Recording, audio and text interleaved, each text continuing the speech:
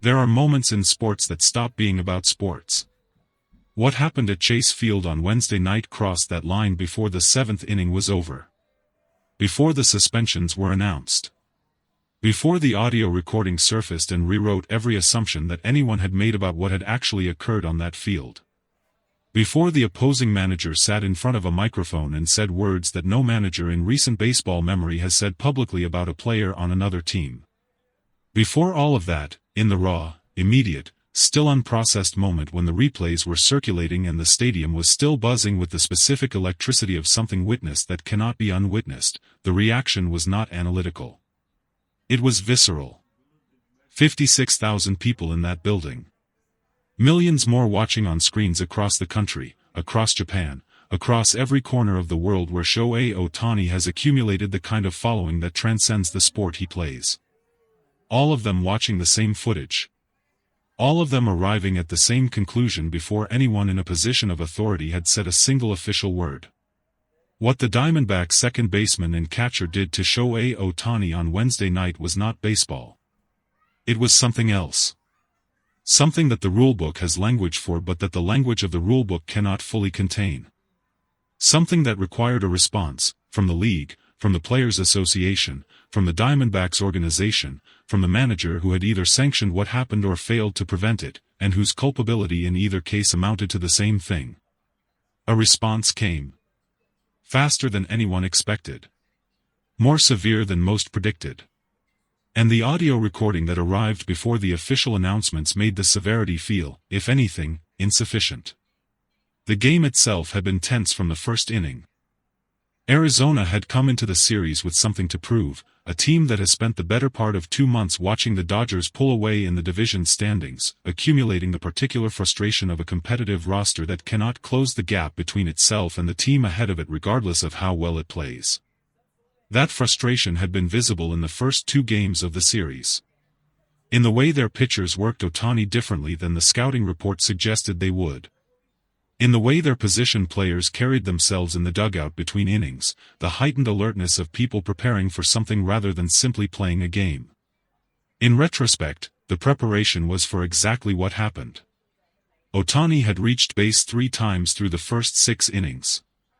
A walk, a single to left center, and a double off the wall in right that had driven in 2 runs and pushed the Dodgers' lead to 3. He had been, by the accounting of the evening to that point, exactly what he always is, the most consequential presence on the field, the player around whom the entire competitive logic of the game organized itself, the reason the Diamondbacks were losing and knew they were losing and could not find a mechanism to change. What happened in the 7th began as a baseball play. Ohtani reached first on a single, his 4th hit of the evening. He took his lead. The pitcher delivered. And as Ohtani read the pitch and began the mental calculation that base runners make dozens of times a game, stay, go, watch, the Diamondbacks second baseman moved. Not to field a ball. Not in response to any defensive requirement of the moment. Toward Ohtani. What followed happened in approximately 4 seconds. 4 seconds that the camera angles captured from 6 different positions, that the replay system slowed to a frame-by-frame accounting, that lip readers and audio analysts and former players and current officials would spend the next 18 hours examining from every available perspective. The second baseman made contact. Not incidental contact, the unavoidable physical proximity that baseball's footwork sometimes produces. Deliberate contact. The kind that announces its own intention in the way it is made, in the location it targets, in the fact that it occurs when no baseball play requires anyone to be where he positioned himself. Simultaneously, and this simultaneity would become significant in the investigation that followed, the catcher, in the aftermath of a pitch that had gone to the backstop, arrived at Ohtani from a different angle. Also making contact. Also in a location and manner that no baseball play had required. 2 players. 1 target. 4 seconds. The stadium understood immediately.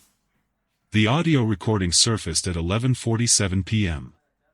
Nobody has claimed responsibility for releasing it.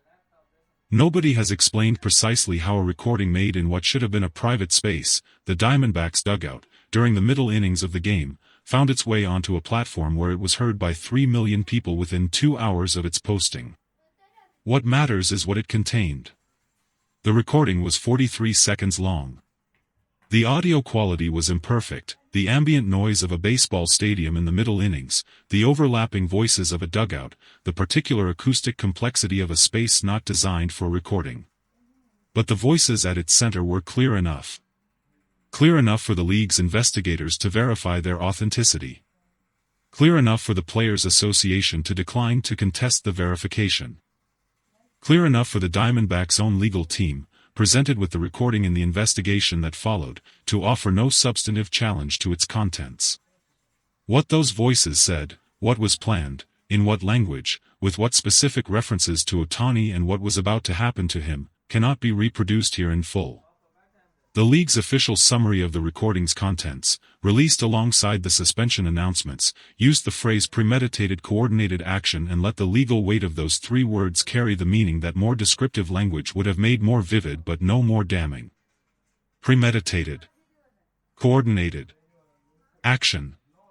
3 words that transformed a dangerous foul into something the rulebook has a different category for entirely. The suspensions arrived at 9:15 the following morning. 50 games each. The second baseman. The catcher. And a third player, a utility infielder whose voice had been identified in the recording, whose direct involvement in the physical events of the 7th inning was less visible but whose participation in what preceded them was documented in the audio with a clarity that left the investigators no discretion. 50 games. In a 162-game season, 50 games is not a suspension. It is a verdict. It removes a player from approximately 1/3 of the competitive calendar. It costs money, significant money, the kind that accumulates to a number that makes the fine attached to the suspension feel almost secondary by comparison. It announces, in the clearest possible institutional language, that what occurred was not a borderline case requiring careful adjudication but a clear violation requiring unambiguous consequence. The fines were announced separately. The total figure, applied across the 3 players and adjusted for salary levels, reached a number that had not been levied in a disciplinary action of this specific type in over a decade. The league released a statement. It was longer than most league statements.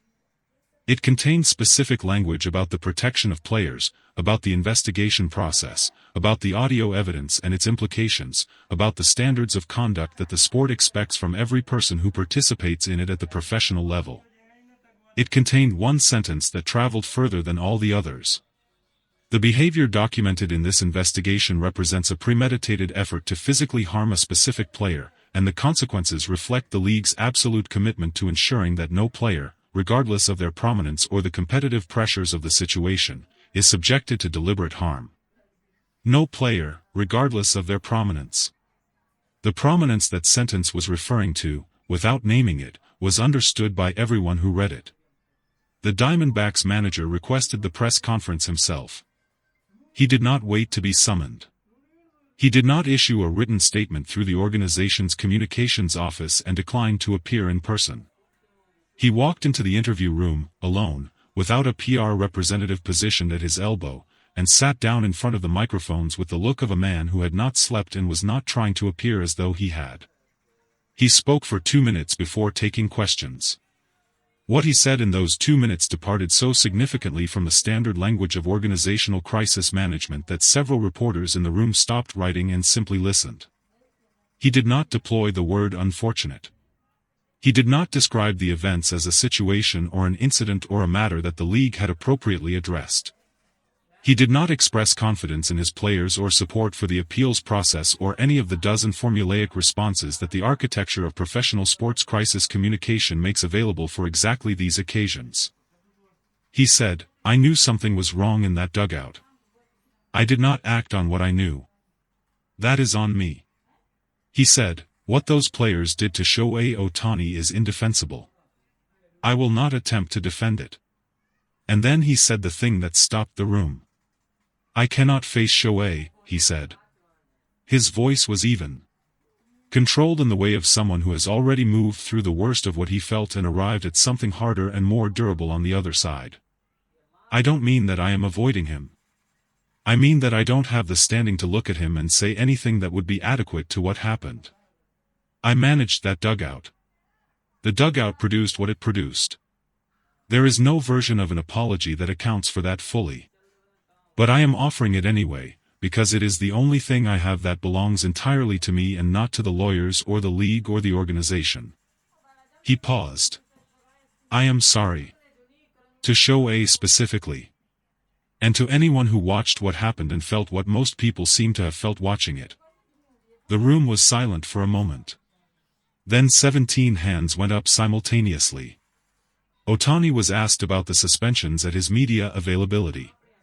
He had been informed of the penalties before the official announcement, a courtesy extended by the league's office, a recognition that the player most directly affected by the investigation deserved to receive its conclusions before the public did. He had listened. He had asked one question, about the appeals process and its timeline, a practical question that revealed more about how he was processing the situation than any emotional response would have. He had thanked the person who informed him and ended the call. At the media availability, a reporter asked him directly, how did he feel about the 50-game suspensions? Ohtani looked at the reporter. I think the league took it seriously, he said. That matters to me.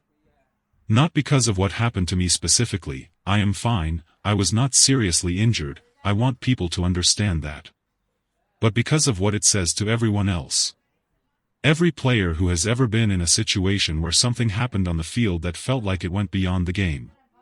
The league's response says something to those players. Another reporter asked about the manager's statement. Had he seen it? Ohtani nodded once. I saw it. Did it mean anything to him? He considered the question for a moment longer than usual. It meant something, he said quietly. That kind of honesty is not easy. I recognized it as genuine. And I think, he paused, I think genuine is enough. It doesn't undo what happened. But genuine is enough. Across the country, the reaction had been building since the footage first circulated. Politicians had commented. Former commissioners had commented. Players from other sports, from other countries, from generations of baseball that predated the current era, all of them adding their voices to a conversation that had stopped being about one game between two teams in 1 week of a long season. The outrage was real. It was broad. It crossed the demographic and geographic lines that sports controversies typically do not cross. It arrived in languages that Chase Field had never been designed to accommodate and reached audiences that had come to baseball specifically because of the player who had been targeted on that field. It said, collectively and in every available register, this is not acceptable. Not for anyone. But especially not for him. The 3 players began their suspensions the following day. Their lockers remained. Their names remained on the roster.